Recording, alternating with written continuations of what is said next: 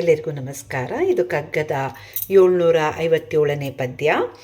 ವ್ಯಾಮೋಹವಿಲ್ಲದ ಪ್ರೇಮ ನಿರ್ಭರವಿರಲಿ, ಭೀಮ ಸಾಹಸವಿರಲಿ, ಹಗೆತನವನ್ನು ಉಳಿದು, ನೇಮ ನಿಷ್ಠಗಳಿರಲಿ, ಡಂಬ ಕಠಿಣತೆಯ ಬಿಟ್ಟು, ಸೌಮ್ಯವೆಲ್ಲೆಡೆ ಇರಲಿ ಮಂಕುತಿಮ್ಮ.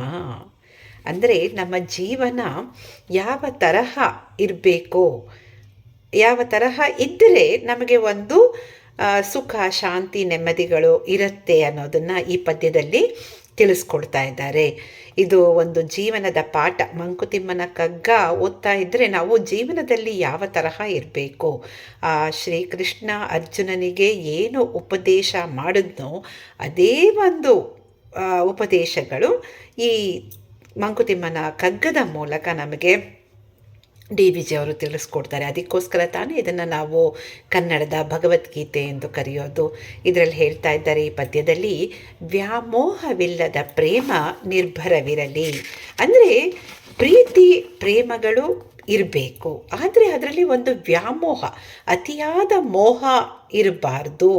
ಅದು ಪ್ರೇಮ ಒಂದು ದಟ್ಟವಾಗಿರಬೇಕು ಹೊರತು ಅದರಲ್ಲಿ ಒಂದು ವ್ಯಾಮೋಹ ಇರಬಾರ್ದು. ಅಂದರೆ ಇವಾಗ ಹೆಂಗೆ ಕೈಕೇಯಿಗೆ ತನ್ನ ಮಗ ರಾಜನಾಗಬೇಕು ಅನ್ನೋ ಒಂದು ವ್ಯಾಮೋಹ ತಾನೇ ಅದು. ಅದರಿಂದ ಎಷ್ಟು ಕಷ್ಟಗಳು ಅನುಭವಿಸ್ಬೇಕಾಯಿತು ರಾಮ.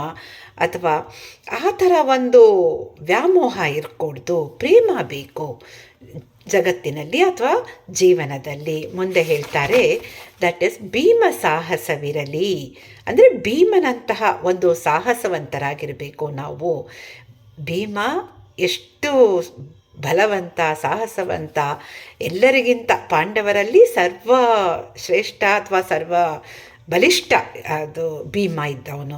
ಆ ಥರ ಅವನಂತಹ ಒಂದು ಸಾಹಸ ನಮ್ಮಲ್ಲಿ ಇರಬೇಕು ಜೀವನದಲ್ಲಿ. ಹಗೆತನವನ್ನು ಉಳಿದು, ಆದರೆ ಹಗೆತನ ಬೇಡ, ಯಾರ ಜೊತೆನೂ ಹಗೆತನವನ್ನು ಕಟ್ಟಿಕೊಳ್ಳಬಾರದು ಅಂತ ಹೇಳ್ತಾರೆ. ಮುಂದೆ ಹೇಳ್ತಾರೆ, ನೇಮ ನಿಷ್ಠೆಗಳಿರಲಿ, ಡಂಬ ಕಠಿಣತೆಯ ಬಿಟ್ಟು. ಅಂದರೆ ನಾವು ನೇಮನಿಷ್ಠೆಗಳು ಅಂದರೆ ಒಂದು ದೇವರ ಪೂಜೆ ಆಗಲಿ, ಅಥವಾ ಒಂದು ಡಿಸಿಪ್ಲಿನ್ ಲೈಫು ಅಥವಾ ಮಾರಲ್ ವ್ಯಾಲ್ಯೂಸ್ ನಮ್ಮಲ್ಲಿ ಇರಬೇಕು. ಒಂದು ಒಳ್ಳೆಯ ಜೀವನವನ್ನು ನಡೆಸಬೇಕು ಅಂತಂದರೆ ಅದರಲ್ಲೇ, ಆದರೆ ಡಾಂಬಿಕತೆ ಬೇಡ, ಅಂದರೆ ಡಂಬಾಚಾರ ಬೇಡ. ಅದು ಆ ಥರ ಒಂದು ನಾವು ನೇಮ ನಿಷ್ಠೆಗಳನ್ನು ಆಚರಿಸಿಕೊಂಡು ಬರಬೇಕು ಅಂತ ಹೇಳ್ತಾರೆ. ಮತ್ತು ಮುಂದೆ ಹೇಳ್ತಾರೆ, ಸೌಮ್ಯವೆಲ್ಲೆಡೆ ಇರಲಿ. ಅಂದರೆ ಶಾಂತಿ, ನೆಮ್ಮದಿ ಎಲ್ಲ ಕಡೆ ನಾವು ಇಟ್ಟಾಗ ಮಾತ್ರ ನಾವು ಜೀವನದಲ್ಲಿ ಒಂದು ಸುಖವನ್ನು ಕಾಣಬಹುದು ಅಂತ ಈ ಪದ್ಯದಲ್ಲಿ ಹೇಳ್ತಾರೆ. ಅದಕ್ಕೆ ನಾವು ಹೇಳೋದು, ಅರಿಷಡ್ ವರ್ಗಗಳನ್ನು ನಾವು ನಿಯಂತ್ರಿಸಬೇಕು. 6 ಅರಿಷಡ್ ವರ್ಗಗಳು ಅಂದರೆ ಯಾವ್ದ್ಯಾವುದು? ಕಾಮ, ಕ್ರೋಧ, ಲೋಭ, ಮೋಹ, ಮದ, ಮಾತ್ಸರ್ಯ.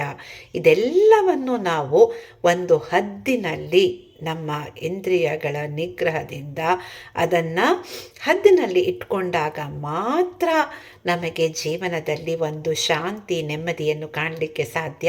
ಅಥವಾ ನಾವು ಏನು ಅಂದ್ಕೊಂಡಿರ್ತೀವೋ ಅದನ್ನು ನಾವು ಮಾಡಲಿಕ್ಕೆ ಯಾವಾಗ ಸಾಧ್ಯವಾಗತ್ತೆ? ಸಾಧಕನಿಗೆ ಬೇಕಾಗಿರೋದು ಈ ಒಂದು ಇಂದ್ರಿಯಗಳ ನಿಗ್ರಹ ಹಾಗೂ ಪದೇ ಪದೇ, ಈಗ ಪ್ರಾಕ್ಟೀಸ್ ಮೇಕ್ಸ್ ಮ್ಯಾನ್ ಪರ್ಫೆಕ್ಟ್ ಅನ್ನೋ ಥರ ಒಂದು ಸಲ ಓದ್ಬಿಟ್ಟು ನನಗೆಲ್ಲ ಗೊತ್ತಪ್ಪ ಅಂತ ಅಂದ್ಕೊಂಡ್ಬಿಟ್ರೆ ಅದು ನಡೆಯೋದಿಲ್ಲ.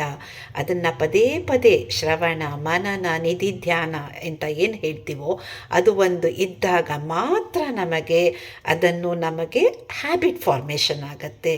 ಇಲ್ಲ ಅಂತಂದರೆ, ಅದಕ್ಕೆ ತಾನೇ ನಾವು ಯಾವಾಗಲೂ ಹೇಳೋದು, ಗಿಡವಾಗಿ ಬಗ್ಗದ್ದು ಮರವಾಗಿ ಬಗ್ಗೀತೆ ಅಂತ ಹೇಳ್ತೀವಿ. ಅಂದರೆ ಇದೆಲ್ಲ ಒಂದು ಹ್ಯಾಬಿಟ್ ಮಾಡಿಕೊಂಡಾಗ ನಮ್ಮ ಲೈಫಲ್ಲಿ, ಆವಾಗ ಮಾತ್ರ ನಾವು ಅದನ್ನು ಅನುಷ್ಠಾನಕ್ಕೆ ತರಕ್ಕೆ ಸಾಧ್ಯ. ಹಾಗೆ ಮಾಡಿಕೊಂಡಾಗ ನಮ್ಮ ಜೀವನವು ಒಂದು ಉತ್ತಮ ಸ್ಥಿತಿಯಲ್ಲಿ ಇರಲಿಕ್ಕೆ ಸಾಧ್ಯ. ಅಥವಾ ನಾವು ಏನು ಅಂದ್ಕೊಂಡಿರ್ತೀವೋ ಆ ಥರ ಒಂದು ಕಾರ್ಯಗಳು ನೆರವೇರಲಿಕ್ಕೆ ಸಾಧ್ಯವಾಗತ್ತೆ ಅನ್ನೋದನ್ನು ಈ ಪದ್ಯದ ಮೂಲಕ DVG ಅವರು ನಮಗೆ ತಿಳಿಸ್ಕೊಡ್ತಾ ಇದ್ದಾರೆ. ಧನ್ಯವಾದಗಳು.